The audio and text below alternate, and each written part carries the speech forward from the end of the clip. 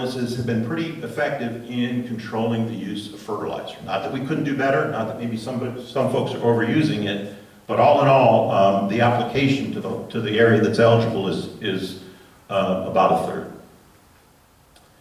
Atmospheric deposition, this is something that I wasn't that aware of, to be honest with you, but what happens is coal-fired plants and auto emissions release nitrogen oxide to the atmosphere. That then is redeposited by dust and rainfall as nitrate and and sulfate is another pollutant as well. And what happened was, and I didn't realize this, but the Federal Clean Water Act back in 1995 established regulations and a market-based cap and trade program that has been implemented over that period of time, and it has been dramatic in its effectiveness at reducing nitrate deposition, and also sulfate deposition is even more stunning. So the graphic on the left is what the deposition was of nitrate 20 years ago. On the right, that's what it is in the most recent 3-year snapshot. And if you look at the federal government publishes these maps every year, and you can see that it sequentially just kept getting better and better and better. Today, what's left, if you look, it's the urban areas. So that's probably associated with car emissions, which have been improving, and as we go to electric vehicles and whatnot, that will probably improve as well. But those are the areas that are still urban and growing, so we still have some deposition around those urban areas. This is a really big success story that not many people realize I did it, but it shows that we've used a market-based cap and trade program successfully for 2 decades. It got challenged over that period. The federal government and the EPA modified the program and it just kept going, but it's had a dramatic effect on reducing both nitrate and sulfate emissions. It had to do with the acid rain back. This kind of was the impetus for it. So, wastewater, central wastewater plants. These are the nitrogen concentrations, the average nitrogen concentrations in the reclaimed treated wastewater from the 6 plants in the Sarasota County region. Sarasota County has 3 plants, Bee Ridge Central and Venice Gardens, and then we have the city of Sarasota, the city of Venice, and the city of Northport. So you can see that even though this is all permitted plants, this is treated water, the variability of the nitrogen is pretty variable, and between the highest and lowest, it's a factor of 10-fold. Okay, the orange line reflects the level that if it's advanced wastewater treatment, it has to meet, and the blue line represents that the level that freshwater streams in nature have to meet. You can see that the city of Sarasota is actually meeting the lower of the two, and they have since 2016. I don't know of another wastewater plant in the state of Florida, by the way, that is meeting that criteria for nutrient reduction. So it's kind of the gold standard. City of Venice is not far behind. The other thing is the majority of this total nitrogen, over 50% of it, is in the form of nitrate. So this water got a lot of nitrate in it that is, again, instant food for plants and algae. So the question comes up, if people are using this water that's high in nitrogen, in many cases, to irrigate their lawns and landscapes, and golf courses are using it, do they need to be fertilizing? Okay. No one's really looked at this too much, other than maybe Pinellas County. And what we did was we looked at a golf course in this region where we had monthly reclaimed water volumes that they irrigate with for 2 years every month.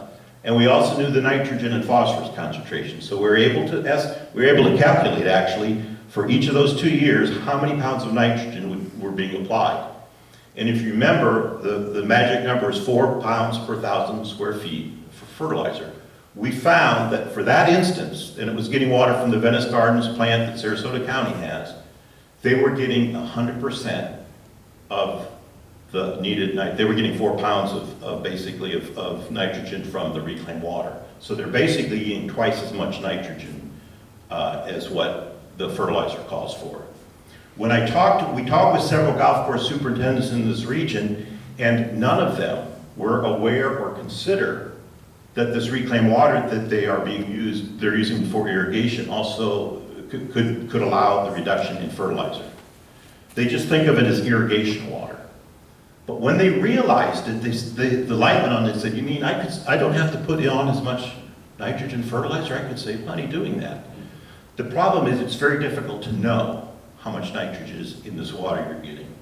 So one of the things that we actually talked about with the Sarasota County Commission this afternoon is to do something like what Pinellas County has done. Pinellas County, this is a snapshot or a screenshot from their Pinellas County Utilities website, and they basically mapped all of the reclaimed water utilities within their county, including, the cities, St. Pete, Largo, Clearwater, and this is an interactive map. You can click on whatever area you're in, and for that area, because not all wastewater is created equal for nutrient reduction, they've calculated how much fertilizer reduction you can do because of that. This could be done in any county, and we'd recommend it in this county. And in this screenshot, for example, the blue area at the bottom is St. Petersburg. The pop-up is just from clicking on it, and in this particular area, the nitrogen levels are high enough where you need zero fertilizer. It's providing all the fertilizer that is needed by landscapes for a year. So, so it's basically providing irrigation and fertilizer at the same time.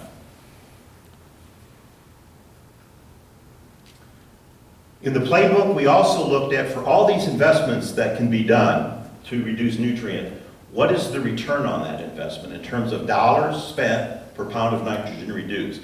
And the reason this is important, particularly to policymakers, is so that they can make sure they're spending their money, the public's money, in a cost-effective way, that they're actually solving the problem. So we looked at, Sarasota County has made the decision to convert their Bee Ridge plant to AWT, to get the nutrient levels down, and then they're in the process of doing that now. So we looked at what would be the return on that investment. The benefit is the reduction in nitrogen. We know how many pounds of nitrogen they're producing currently in the plant, and we know what it would be if it was AWT, so the difference is the benefit. And that would happen every year. It's an annually recurring benefit because once they get the plant upgraded, that would be happening every year. So we also annualized the construction costs that we got from the county. They obtained an estimate of how much it's going to cost to do this in capital cost. We annualized that over 20 years, added in the maintenance cost, and it worked out to be about $30 per pound of nitrogen reduction. Okay?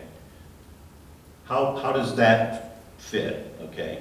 To put it in perspective, the Water Management District, SWIFMUD, they give grants for projects to reduce nitrogen. And they will give projects that have a cost benefit of $147, a high ranking, okay? They will give projects that are up to, I think, $475 per pound, a medium ranking. So $30 a pound is a real cost-effective investment. And the reason is, once it gets into the stormwater system in the environment, it's much harder to get rid of the nitrogen. They have it at the treatment plant, they can control it, they can process it, and what they're basically doing to get it here is they're getting rid of the nitrate. At over 50%, they're denitrifying, converting the nitrate back into nitrogen gas and releasing it, and that's how they get to AWT. The other wastewater treatment system at an individual scale, of course, is called technically the Onsite Sewage Treatment and Disposal System, but we know them as septic systems. And they're actually designed very similar to an advanced a treatment plant that is not advanced wastewater, where it processes nitrogen through the drain field, is basically designed to convert ammonia nitrogen to nitrate. But that's kind of where the process stops. So it ends up releasing nitrate into the water, and if that water can move rapidly, that nitrate can get out into the environment, like up in the Springs area in particular. In our area, there's been a suspicion that we get something called natural denitrification, that once it gets in the water table, it takes a long time for that water to move through the water table, and that if there's any carbon source, which is food for the denitrification bacteria, you will get natural denitrification in our region because of our hydrogeology. So there's things that have been done. The health department Florida Health Department has been looking at this for decades of how to design a septic system to remove nitrate, and they basically figured out after 10 years. But it's some of the best research, by the way, I've ever seen anywhere that what they've done. It's available on their website. But it's basically what they're doing is adding a carbon source under the drain field in the water table or in an anaerobic environment that's the host for the denitrification bacteria. And carbon source can be as simple as sawdust and wood chips, okay? Sawdust, by the way, is a waste product in Florida of unlimited supply and no use for it. So a friend of mine, Adam Rinker with the Big Earth Supply, he's got a bunch of this stuff stockpiled, and he'd love to be using this to clean water. So can you do that? The picture on the left side in the lower, I'll just talk about that real quick. This is a farm up in northwest Florida, a nursery actually, that uses a lot of fertilizer. And they were seeing that that fertilizer was leaching out in the form of nitrate into the waterway that runs through the middle of the farm.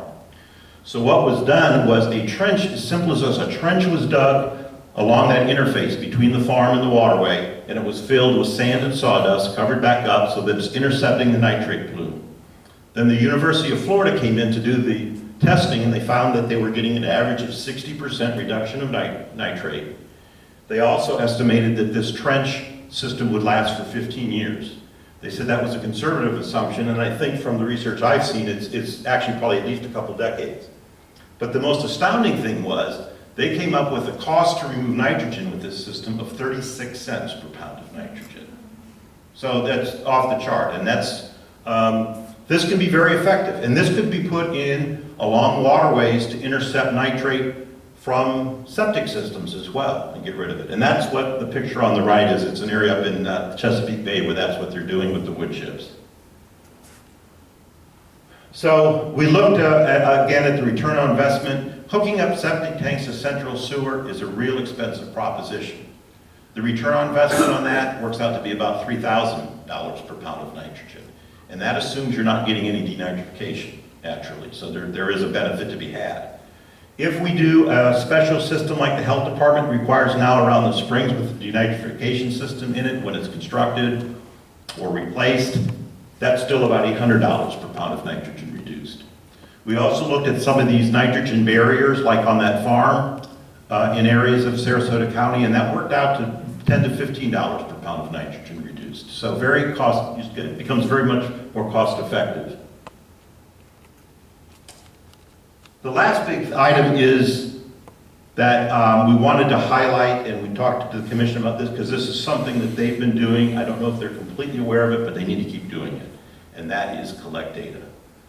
We are unique in this area that we've been collecting data for a decade or more, both water quantity and quality data. This is a screenshot from the Sarasota County Water Atlas, and it shows all of the monitoring stations within our region.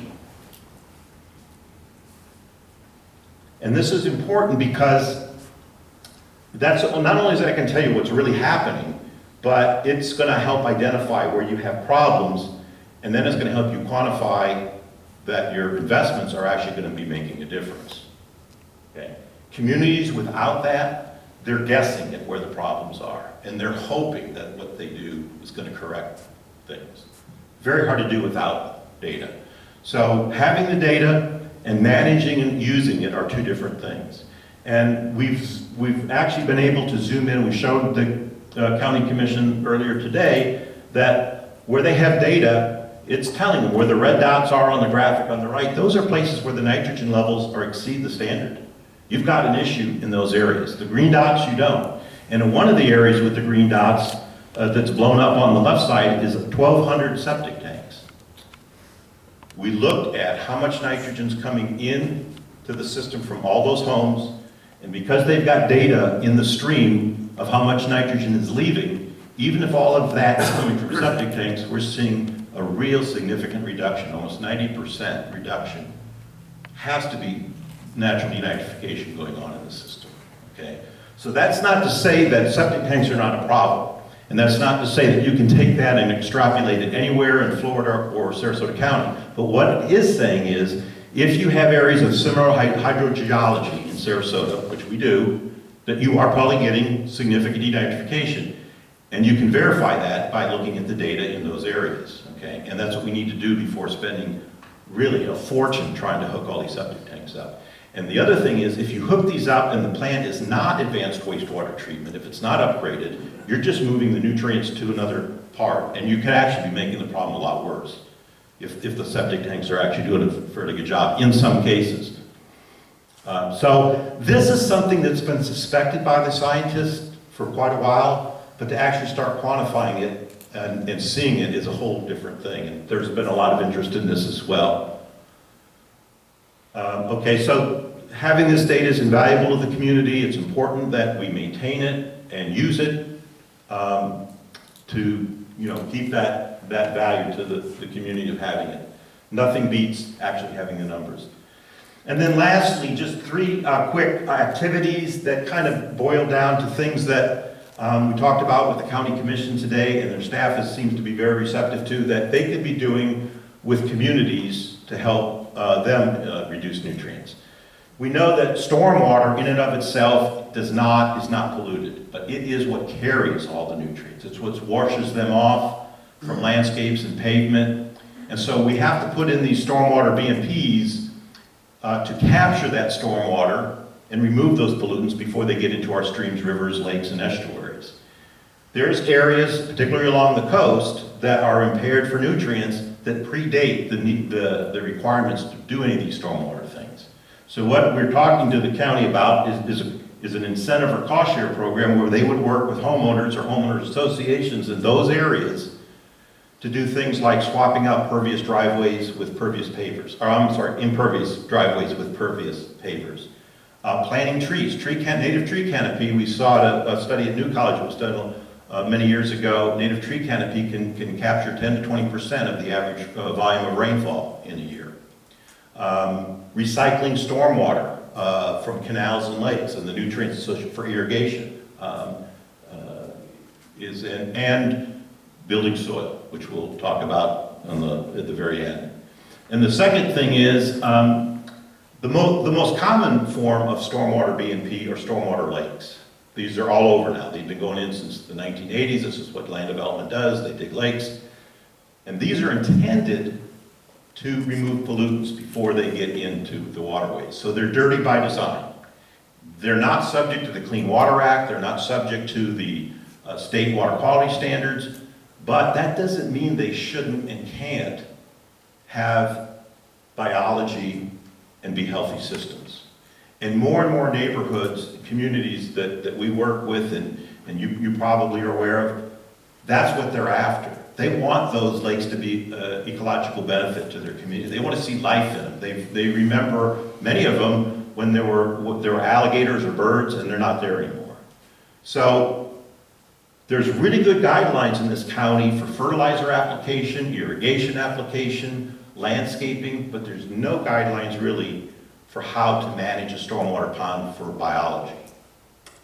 And homeowner associations are taking those ordinances that do exist and they're incorporating those into their vendor contracts that do the irrigation or do the landscaping. They could do the same thing and would like to with the lake management vendors to have a way to increase the biology. And I know there's people in the audience tonight that are all over that, right? Sean, yeah. So this would be a matter of convening different homeowner associations and lake management vendors and people like Sean to come up with guidelines that could be used for having lake doctors and whatnot be able to better manage these stormwater ponds to have biology in them. And last but not least, building soil. This is right to the heart of matter because this is right at the source. Building soil with compost, basically, is putting organic carbon back into the soil. That's, if you remember, when then you can have the bacteria that can process nitrogen naturally. You can pull it out of the air, you can process it for plants and put it back. This would reduce the amount of synthetic fertilizer that needed to be applied. And it would also reduce the amount of irrigation that would have to be applied because this will hold much more, holds more water, it's more drought resistant. So having a program, and there's some communities that you know, there's probably half a dozen communities in the Sarasota region that contracts with, I think the group is called Sunshine Community Composting. So it's an organization, a company really, that will help communities set up bins, and they have the expertise to do it, and people can bring their food scraps and their yard waste. There's probably a couple of dozen cities now in the United States that are processing both yard waste and food waste to make compost. And not only is it providing a valuable material that can reduce fertilizer and irrigation use, but it's freeing up an enormous amount of land at their landfills, space at their landfills. So, building soil and putting organic carbon back in the soil. So with that, that's kind of the overview. We'd be glad to, John and I would be glad to take any questions or discuss anything you'd like to. Yes, sir. I was going to mention this, County Extension also has composting. They give you a ring for $30. I'm not sure how you register for the classes. Yeah, the gentleman mentioned IFAS has a program for composting. A lot of communities have garden clubs, and the idea that we've been talking to the county about is they might help pay for some of that for communities, because if it helps reduce nutrients, that would be to the benefit of the public. So, yeah. The county had a program for composting at one time, and they used to deliver mulch and compost to some of the parks. And what happened to that? I don't know. I remember that because I lived in South Venice. We used to get it was mainly wood chips and stuff, right? Mulch. They would deliver mulch. Yeah. Well, they were doing both because at Shamrock Park there are separate bins, but the compost kind of, what I found happened was that people who were commercial landscape people would kind of get in and yeah, take that. Goodies. Yeah. Yeah, I think that's what I heard happen too. But the Sarasota County could set up an operation at their landfill at a commercial, or they could hire a commercial person to do that. Charlotte County has done that at their landfill. There's a private company that takes actually biosolids as well and wood chips, and they process that as for a compost. But food waste would be a good way to add the greens and the nutrients into the compost. Yeah. In the back? Is there land, or could the community gardens be places that can be kind of experimental? Yes. Spots for growing soil, building soil? Yes. So we can learn how to do it and Yes. scale it? Yes, that's a great idea. I know, like the Palmer Ranch Community Farm, one of the best things they have is their composting operation. They spend a lot of time composting, building the soil for that community garden. But that's a great place to start, because not only are you building soil, but you're actually producing local food at the same time. So where was that? Palmer Ranch Community Garden at called Culver House Park area. Yeah, off of McIntosh. Okay. Yeah. And there's several other areas like that. Yes, sir. We spend the rest of the year up on Cape Cod and just getting rid of septic systems and central storage for one community was $500 million, which is mind-boggling. Mind-boggling, yeah. Yes, and they have been forced to upgrade the sewage treatment plants that they do have now, and but it takes their like 10 years from the old sewage treatment plant water that they put in the soil to get down to West Falmouth Harbor, to get the water quality in the harbor halfway decently. And I just think about the problems they have compared to the problems you have, compared to the problems that Boston had. Everybody knows that Boston had a huge problem, and it cost gobs of money to fix. But, you know, I take a look at most of the places here that I know have at least central sewers. Yeah. So that enables you to take the sewage plant and get rid of the nitrogen. I mean, that's a fairly established process. Yeah, that's right. But not everybody else has that. And the question is anybody else in the country more advanced than we are, and can we learn anything from them? You know, I think Florida is in many ways out in front with the advanced wastewater treatment, which is a law that was passed in the 70s, and it just applies to the Tampa to Charlotte. It's not even all of Florida. That if any of your wastewater is going to go into the streams of the bay, it has to meet this AWT standard. I think California is is probably got some advanced stuff going on. But, yeah, this is really expensive, and what we've tried to say is, we don't want to really demonize septic systems. We want to maybe demonize the nitrate. We're trying to reduce the nitrate, not necessarily alleviate septic systems if they can do that job. But the other point is, we know now that there's more cost-effective ways to do that, to remove the nitrate, than just hook them up to a wastewater treatment plant that may be high in, they're not treating the nutrients either, and then they're putting that out on the landscape, so.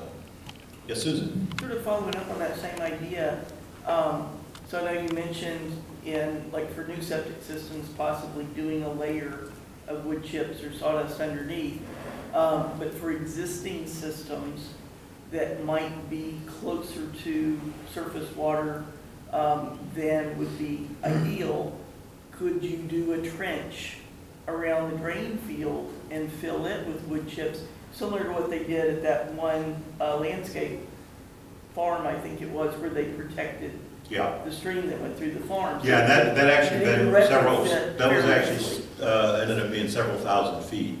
But yeah, you know, especially in those areas that are way out so far that you're not gonna get central sewer out there, and it's an existing system, if you could buffer the waterway, and you know, a lot of these waterways are man-made, they have a maintenance strip that's cleared, you could put it right there and cover it back up and then no one would know. Yeah, I mean, a lot of them are far enough away from a surface water body that if it was built correctly and properly maintained, it's probably not a major contributor.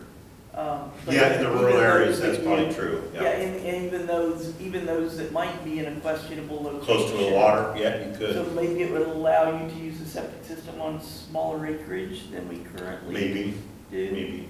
It's all about, again, removing nitrate, Yeah. however we can do that. In some cases, it may be hooking them up to sewer, if that makes sense, but if you can't do that, there are other cost-effective ways to get rid of the nitrate. Could you remind me what the return on investment on the Bee Ridge? $30, to go to AWT, $30 per pound of nitrogen. And then Bee Ridge, it appeared to me on the slide that the reduction, if they get Bee Ridge all the way down Mm-hmm. to the standard, not down to the freshwater standard that the city of Sarasota is, but even if they just get it to the Right. AWT standard, they still, between the other two plants, Bee Ridge is less than half of what's contributed by the other two plants, is what it looked like. So Well, so again, that's the they don't get- concentration, those are the concentrations, but that plant processes a high volume of water. Okay, So the total pounds of nitrogen is probably, that Bee Ridge is probably as much as the other two plants combined. okay. But the commission today, at least one of the commissioners was talking about, we really probably need to look at getting all of our wastewater treatment plants up to AWT before we start taking a lot more That'll water. take 20, 25 years. Yeah, Bee Ridge, they're estimated 2025, they're hoping to do Yeah. quicker than that, but yeah, it takes a while. Some of these other things wouldn't take that long, Yeah, you know, you could do them in a year or two. So, thank you. Let me go to the back, Sean? So this book primarily focuses on nitrates, correct? Does it touch on other issues that we also see in our waterways, such as pharmaceuticals, heavy metals, sediments? No, it's just nutrients. Okay. Yeah, and so, you know, if you were outside of Sarasota County, you go across the ridge into the Kissimmee Basin, you'd want to customize this plan probably based on phosphorus too, okay? Okay. Gentleman in the pink, orange, You had mentioned biochar earlier. Brian did, yeah. Biochar, do you know what that is? Well, yeah. So biochar is another media that I've been working with. It's basically a carbon source. And I've been working with it for a number of years. We're doing a project out in Lakewood Ranch. They get reclaimed water from Manatee County that is not AWT. So what we're doing out there is we're running it through wood chips and sawdust, and then we're for nitrogen reduction, and then we're running it through biochar for phosphorus uptake to get it to AWT standards before we apply it on lawns and landscapes, okay?